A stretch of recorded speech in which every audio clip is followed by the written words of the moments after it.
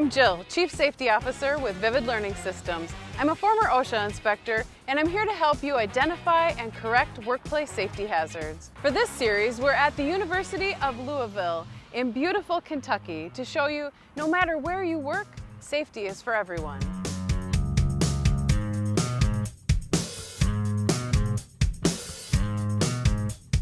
Welcome to the University of Louisville, Vaccine and International Travel Clinic.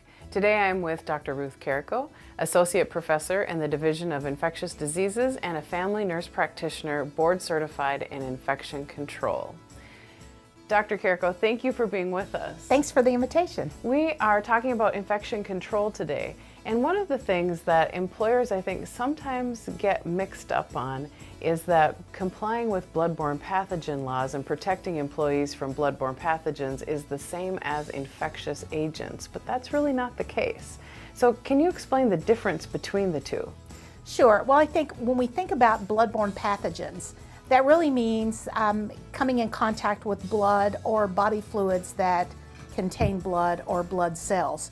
So we didn't really start to think about that really until the 80s, and when we began to really become concerned with HIV.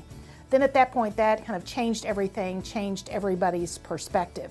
But when you think about diseases and transmission, transmission associated with blood or body fluids is really only a small portion of infectious diseases and infection transmission. We all know about influenza and when that occurs. And so we need to think about, yes, we have bloodborne pathogens, but all of us breathe. And so there are many diseases that are transmitted just by the act of inhaling and exhaling. So when we look at the larger component of infectious diseases, it really is much broader than simply the blood or blood body fluids. Right.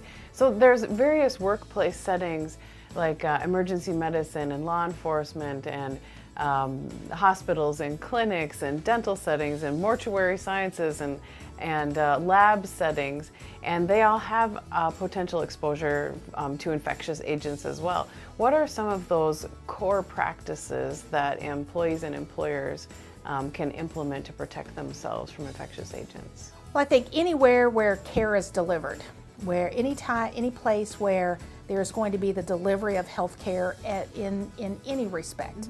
We have to think about, well, so what type of care is provided? What are the issues involved in care? What are the risks involved in care? And then we work backwards and we think, okay, what is done in these settings? What are the likelihood of individuals coming in contact with individuals, patients, body fluid, respiratory acts or respiratory secretions, coughing, sneezing, and that sort of thing. Then we think about, well, how does that relate to the activities that are involved? And then how can we then protect people from that type of contact? Now we know with any infectious disease, there's some basics, some core practices, as you mentioned, that you have to think about those foundational things. The first thing that comes to mind always is going to be hand hygiene. You know, these 10 things are associated with transmission of infections, infectious agents, pathogens, more commonly than most anything else. So the first thing we want people to think about is, I want to keep my hands clean. The second thing that we want them to think about is, how do I make sure that I don't come in contact with blood or body fluids of another person, another patient, a coworker, anyone. So if I'm talking with students, I'll say, I want to keep this really simple, and that is, remember, if it's wet and not yours, don't touch, unless you have some type of barrier precaution. That could be gloves or a gown or whatever.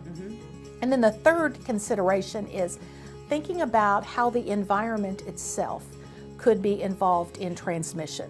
So it could be a contaminated countertop or a contaminated piece of equipment. And then how we make sure then that those items are cleaned and disinfected before they're used or before they are contacted by another person. Sure, right. And so thank you for that. What are some of the core elements of an exposure control plan? Because that's a piece of an employer's responsibility as well. Right.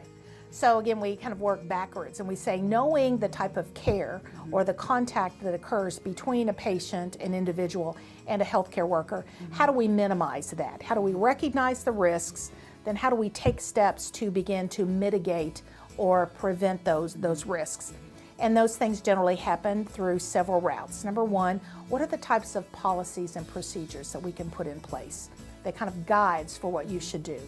Then how do we approach this from a human factors, almost an engineering perspective, and that how do we make it difficult for people to hurt themselves? So in healthcare, some of those examples are safe needle devices. So, a safety needle. So it makes it hard for me to stick myself or cut myself.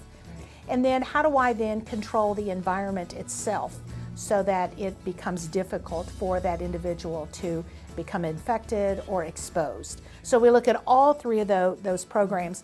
But I think, everything requires thought, requires leadership, and requires just some sort of a method, because a safe workplace doesn't just magically happen. It happens because people come together, they think about what is involved, and then they plan, and they say, the number one thing in a workplace is safety, whether it's our workers or whether it's our patients. And with infection control, it's implementing the same safety engineering principles that we would for any piece of workplace safety. You mentioned SOPs, which is administrative control. You mentioned safe needle devices, which is an engineering control method. And then, of course, we have personal protective equipment as well. So it's very similar across any piece of workplace safety. What about the role, you mentioned communication. What about the role of communication in infection control? Yeah, it's always funny, isn't it, that we talk about communication very cavalierly, but that is probably the most important thing that helps then promote the idea of what needs to happen, how do I make sure it happens, do I convey the information, in an act that is so simple, just that simple communication and listening to each other, sharing information, oftentimes is one of the genesis or the foundation of many of the problems. So communication is critical. I've got to make sure that we understand what the risks are, that we talk about those risks, that we share information, new knowledge as it comes forward. And then I think the basis is recognizing that each of us has a role in safety and prevention and communication. It kind of takes us back to our days in Sunday school, where we are reminded when we are in a workplace, we're really our brother's keeper.